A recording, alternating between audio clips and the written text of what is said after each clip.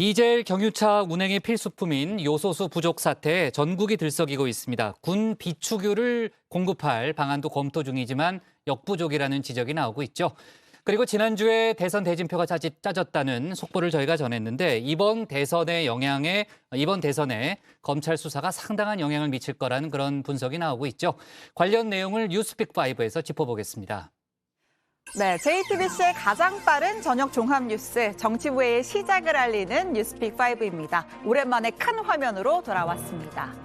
자, 오늘 준비한 픽은요, 1000분의 1입니다. 네, 1000분의 1이고요.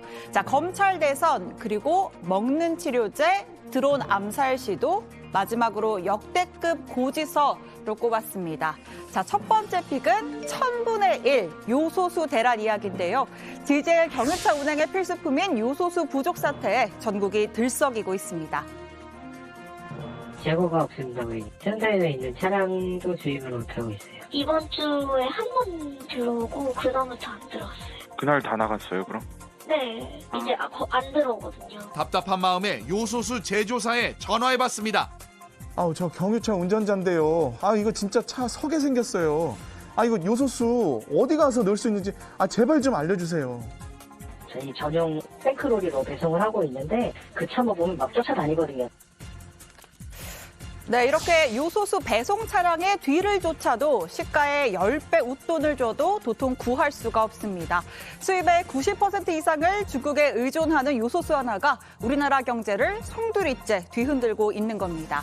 자, 이대로면 일반 시민들의 경유차는 물론 운송의 생업인 이들의 화물차나 택배차, 심지어는 이 사회 안전망이라고 할 수 있는 119 구급차와 소방차, 경찰차까지 멈췄을 판입니다.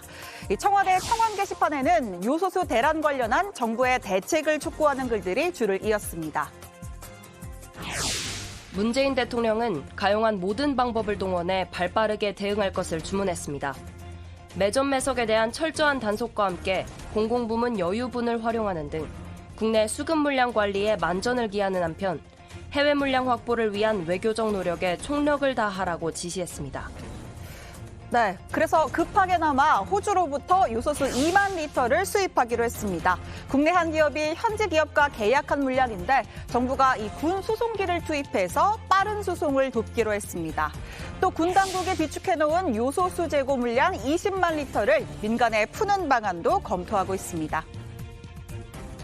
유사시를 대비한 방출이 적절하냐 이 문의가 있었는데요.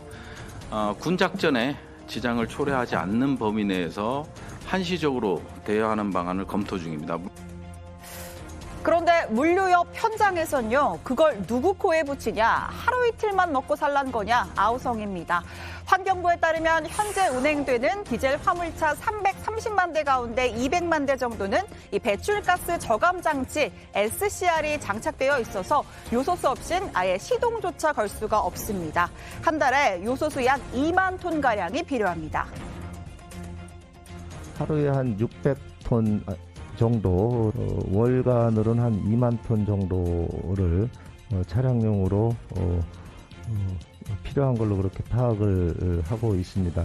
그리고 호주에서 2만 리터가 들어오는 부분은 한 그게 20톤 정도로 이게 환산이 될 수 있기 때문에 네, 아주 간단한 산수를 좀 해보겠습니다. 한 달간 필요한 요소수의 양이 2만 톤, 1톤이 1000리터니까 리터로 환산하면 2000000 리터입니다. 자, 헌데 호주에서 들어오는 건 2만 리터, 즉 1000분의 1 수준이고요. 우리 군이 검토하고 있는 20만 리터도 전체의 100분의 1 수준에 불과합니다. 자, 조금 전에 들어온 속보에 따르면 이 기재부가 호주로부터 기존 2만 리터에 더해서 7천 리터를 추가, 총 2만 7천 리터를 수입하겠다고 밝혔습니다. 1000분의 1에서 비율이 조금 더 올라가게 되겠죠. 또 베트남으로부터도 요소수의 원료인 요소 2200톤을 다음 주에 도입하겠다고 밝혔습니다. 지난 2021년 10월 15일 중국의 수출 제한 조치로 촉발된 요소 수급 불안 상황에 매점 매석 행위 등 시장 교란 행위를 막고 불법 요소수 제품의 공급 판매 행위를 철저히 차단하고자 합니다.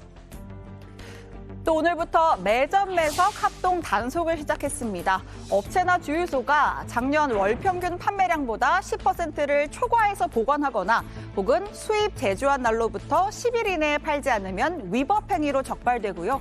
3년 이하의 징역 또는 1억 원 이하의 벌금에 처해질 수 있습니다. 그런데 이것도 이미 들여온 물량을 관리하는 것이지 근본적인 물량 확보 대책은 아니죠. 지금 요소수의 문제지만은 이런 폭탄들이 수백 가지가 연결돼 있다는 것. 정부가 이거를 냉정하게 분석을 해서 수입 다변화시킨다든지 재고 물량을 늘린다든지 일부분을 국내에서 생산한다든지 그런 것들이 없었기 때문에 이런 문제가 생겼다고 볼 수가 있습니다. 역시 가장 근본적인 해결책이라면 중국의 수출 규제가 풀리는 겁니다. 그런데 과거 일본과의 히토류 사태가 중국의 정치 보복적 성격이 있었다면 이번 요소수 사태는 중국 내부적으로 석탄이 부족해서 생긴 경제적 측면이 더 큽니다. 진짜 없어서 못 준다라고 나오니까 협상에도 한계가 있다는 의미죠.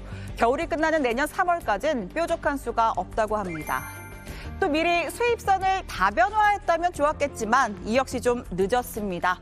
중국의 수출 제한 조치가 시행된 건 지난달 15일. 하지만 정부가 공식 대응에 나선 건 이미 대란이 벌어진 뒤였습니다. 이제 와서 러시아산, 인도네시아산을 찾자니 남아있는 물량이 없는 것이죠. 일본발 수출 규제 때 다짐했던 이 소부장의 국산화, 자립화도 요소수 대응에선 타이밍을 놓치고 말았습니다.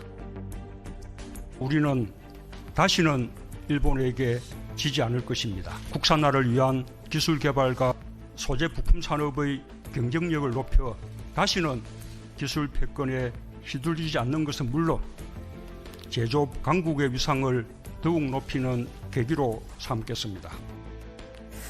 네, 두 번째 픽 가겠습니다. 두 번째 픽은 검찰 대선으로 잡았는데요. 자, 지난주에 국민의힘 경선이 마무리되면서 넉 달 앞으로 다가온 차기 대선 여야 대진표도 얼추 확정됐습니다.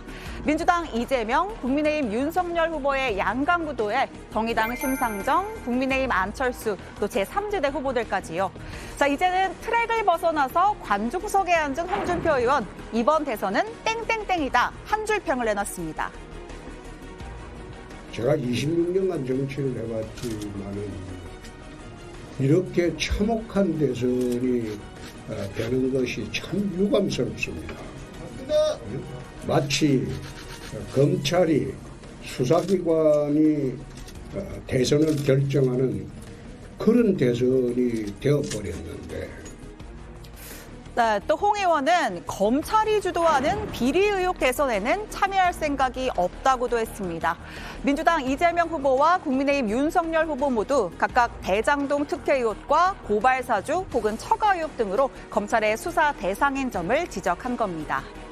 자, 먼저 대장동 의혹을 수사 중인 검찰 수사팀, 뜻밖의 코로나라는 암초를 만났습니다. 유동규, 김만배, 남욱 핵심 3인방을 구속하고도 수사팀 검사와 수사관 등 6명이 코로나 확진 판정을 받으면서 주말간 제대로 된 소환 조사 한번 진행하지 못했습니다. 피의자들의 구속기한은 최대 20일까지, 그 전에 기소하지 못하면 풀어줘야 하죠. 다행히 오늘부턴 김만배와 남욱 등 피의자 조사를 재개했고요.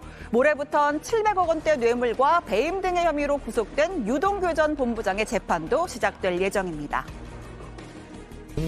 최선의 행정을 하신 거고 저희는 그분의 행정 지침이나 이런 걸 보고 한 거기 때문에 그분은 그분 나름대로 최선을 다하신 거고 행정을 저희는 시가 내놓은 정책에 따라서 공모에 진행한 것이라고 생각합니다.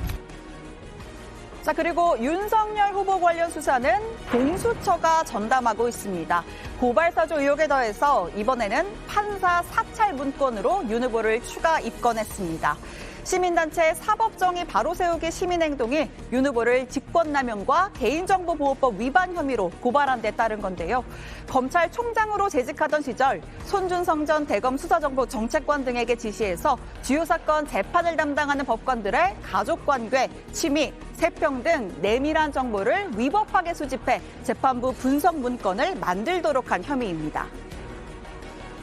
이 판사 사찰 문건에 공교롭게도 제주지방법원장님에 대한 세평도 수집이 돼 있는 것으로 알고 있는데 연로해 보인다고 써 있길래 웃고 말았습니다만은 저런 것이 심화되거나 확대 발전되는 형태의 것이 된다면 그것은 곤란하다고 생각을 합니다.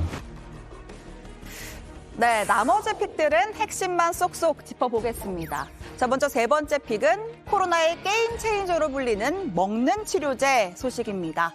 정부가 약 40만 4천 명분의 경구용 치료제 계약을 확보했고 내년 2월부터 단계적으로 도입할 예정입니다.